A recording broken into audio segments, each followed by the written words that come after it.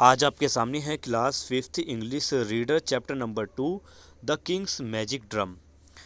आज जो हम चैप्टर पढ़ने जा रहे हैं ये एक नाइजीरियन फोल्क टेल है, यानी नाइजीरिया कंट्री की एक पुरानी कथा। ये कहानी है एक राजा की जिसके पास एक जादुई ड्रम था, एक टोटोइस जो उस राजा से ड्रम को पाना चाहता था। तो शुरू करते हैं अब इस कहानी को। यहाँ लिखा है कि पुराने समय में कैलेबर नाम की एक जगह पर एफ्रेम ड्यूक नाम का राजा रहा करता था। उस वो एक शांति पसंद व्यक्ति था और वो युद्ध करना उसे पसंद नहीं था।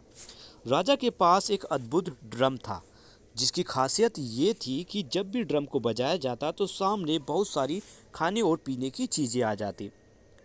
तो कि कभी भी कोई देश राजा के खिलाफ युद्ध की घोषणा करता तो राजा अपने सभी दुश्मनों को एक साथ बुला लिए करते और उनके लिए ड्रम बजवाकर उन्हें सबके वो हैरान कर देते।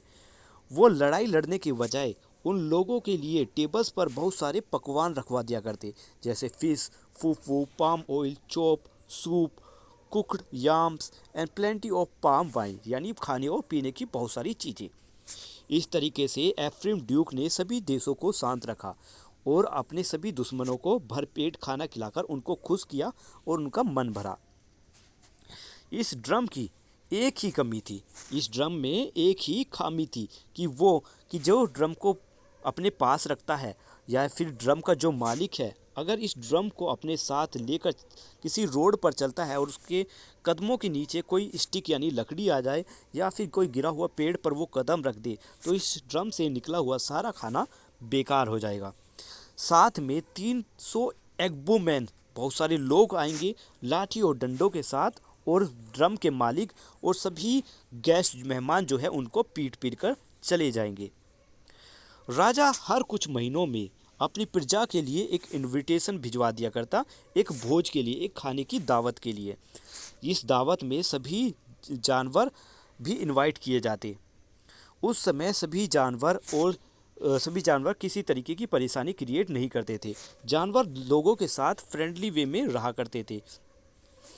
जब भी भोज हुआ करता यानी खाना खाया करते तो जानवर और इंसान एक दूसरे पर हमला नहीं करते थे।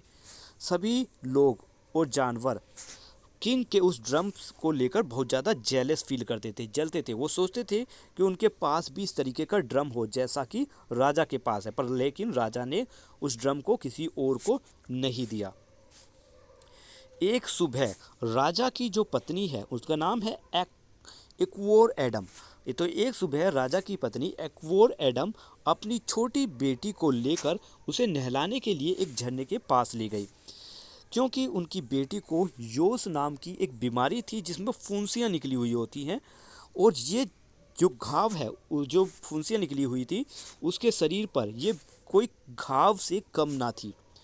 टोटोइस भी वहाँ पर पाम ट्री पर चढ़ा हुआ था और वो पाम ट्री स्प्रिंग उस झरने के पास ही था।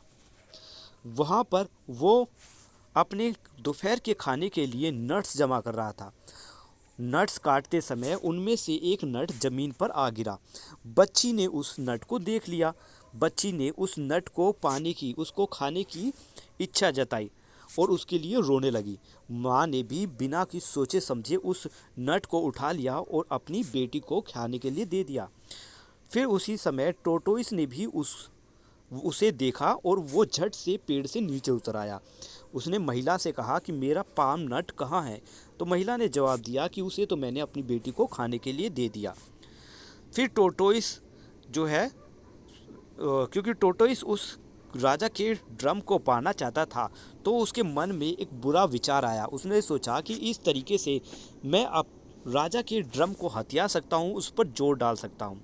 तो उसने बच्ची की माँ से कहा कि मैं एक गरीब जानवर हूँ, मैं इस पेड़ पर खाना खाने के लिए चढ़ा था और मैं अपने परिवार और अपने लिए खाना जमा कर रहा था। तुमने मेरा पाम जो नट है वो ले लिया है और अपनी बेटी को खाने के लिए दे दिया। मैं इस पूरी बात को राजा को बताऊंगा और देखते हैं कि फिर क्या होगा। वो जब पता चलेगा कि उनकी वाइफ ने मेरा खाना चुराया है। इस तरीके से हर कोई जान पाएगा कि क्योंकि हर कोई जानता ही है कि हमारे रीति रिवाज में ये बहुत बड़ा अपराध है किसी का खाना चुराना। तो एक और एडम उस टोटोइस से कहती है कि मैंने जब तुम्हारा पाम ओए ज़मीन पर पड़ा देखा तो मुझे लगा कि ये पेड़ से नीचे गिरा है, तो मैंने उठाकर अपनी बच्ची को इसे खाने के लिए दे दिया। मैंने इसको चुराया नहीं है। मेरे हस्बैंड यहाँ के राजा हैं, एक अमीर इंसान है, और अगर तुम्हें कोई कंप्लेन कोई शिकायत करनी है उनसे मेरे और मेरे बच्चे के बारे में, तो मैं ही तुम्हें उनके पास ले जाती हूँ। तो फिर इस तरीके से वो उस टोटोइस को अपने हस्बैंड के पास ले गई, अपने पति के पास। वहाँ पर सब कुछ मामला उन राजा को बताया गया। राजा ने फिर टोटोइस से पूछा कि वो किस तरीके से अपने खोए हुए जो पाम नट है उसके बदले किस तरीके की मांग चाहता है। तो टोटोइस ने तुरंत इशारा किंग के ड्रम की तरफ किया और कहा कि मुझे ये ड्रम चाहिए। टोटोइस से पीछा छुड़ाने के लिए राजा ने कहा ठीक है, तुम उस ड्रम को ले जाओ। पर लेकिन राजा ने उस टोटोइस को उस ड्रम की कमी के बारे में कुछ नहीं बताया कि किस तरीके से अगर वो रोड पर चलते हुए लकड़ी या फिर गिरे हुए पेड़ के ऊपर कदम रख दे तो उसके साथ क्या बुरा होगा। टोटोइस उस ड्रम को पाकर बहुत खुश था। उस ड्रम को पकड़ उठाकर वो बड़ जीत मनाते हुए अपनी वाइफ के पास गया और अपनी वाइफ से कहा कि मैं अब एक अमीर जीव बन चुका हूँ और अब मुझे काम करने की कोई ज़रूरत नहीं है। जब भी हमें खाने की ज़रूरत होगी मुझे बस इस ड्रम को बजाना होगा और तुरंत हमारे सामने खाने और पीने की चीज़ें आ जाएंगी। तो उसकी वाइफ और उसके चिल्ड्रंस भी इस बात को सुनकर खुश हुए और उन्होंने टोटोइस से खाना खाने की मांग की, क्योंकि उन सबको भूख लग रही थी। टोटोइस भी बहुत ज़्यादा खुश था और वो भी अब ड्रम को बजाकर ये सब चीज़ पाना चाहता था और वो अपनी जो अमीरी है उसको दिखाना चाहता था, शो ऑफ करना चाहता था, और वो खुद भी भूखा था। तो उसने ड्रम बजाया वैसे ही जैसे राजा बजाया करता था खाना बुलाने के लिए, ठीक है। तो जब उसने खुद ने बजाया तो अचानक सामने बहुत सारा खाना आ गया। इस तरीके से टोटोइस ने बैठकर अपने परिवार के साथ बहुत सारा खाना खाया। टोटोइस ने 3 दिनों तक ऐसा ही काम किया, मतलब ऐसे ही टोटोइस ने 3 दिनों तक उस ड्रम का इस्तेमाल किया। सब कुछ सही चल रहा था। उसके जो बच्चे थे वो भी खा खा कर मोटे हो चुके थे और जितना चाहे वो उतना अब खा सकते थे। उसे अपने ड्रम पर बहुत ज़्यादा गर्व होने लगा और वो अपनी अमीरी को सभी के सामने दिखावा करने लगा। एक दिन उसने इनविटेशन राजा को भेजा, ठीक है, अपनी अमीरी दिखाने के लिए राजा को और सभी लोगों को एक फेस्ट पर, एक भोज पर आमंत्रित किया, ठीक है। क्या है, मतलब टोटोइस ने राजा और सभी लोगों के लिए एक भोज, एक दावत का इनविटेशन भेजा जिससे कि वो अपनी अमीरी को सबके सामने दिखा सके। जब लोगों को टोटोइस का इनविटेशन मिला तो सभी हंसने लगे। वो सोचने लगे कि टोटोइस तो इतना गरीब है, वो किस तरीके से इतना बड़ा भोज रख सकता है, इतना सारे पकवान खिला सकता है। लेकिन राजा तो जानता था कि उसके पास अब ड्रम है, इसलिए राजा वहाँ गया और टोटोइस के पास और थोड़े बहुत और लोग गए, ठीक है। सभी लोग वहाँ पर बैठ गए टोटोइस के पास और सभी ने थोड़ा थोड़ा खाना खाया, ठीक है, मतलब खाना खाने के लिए। वो सभी उस टोटोइस की दी हुई दावत का मज़ा उठा रहे थे और टोटोइस को देखकर वो हैरान थे कि किस तरीके से टोटोइस ने इतना सारा खाना लोगों के लिए बनवा लिया। साथ ही लोगों ने एक दूसरे से बातें करनी भी शुरू की कि किस तरीके से फाइन इतनी अच्छी अच्छी डिशेस जो है, पकवान जो है उनके सामने लाए गए हैं। उन्होंने ऐसा खाना पहले कभी नहीं खाया था। जो लोग वहाँ पर डिनर करने के लिए नहीं गए थे, यानी जिन्होंने इनविटेशन स्वीकार नहीं किया था, उन्हें भी अब बुरा लग रहा था जब उन्होंने सुना कि वहाँ पर किस तरीके के पकवान बनाए गए हैं, ठीक है। At somebody else expense is not provided every day. उन्होंने जब ये बात सुनी तो उन्हें बड़ा दुख हुआ, क्योंकि हर बार इस तरीके का खाना हर रोज़ नहीं मिला करता। After the fest all the people look upon the tortoise as one richest man in the kingdom।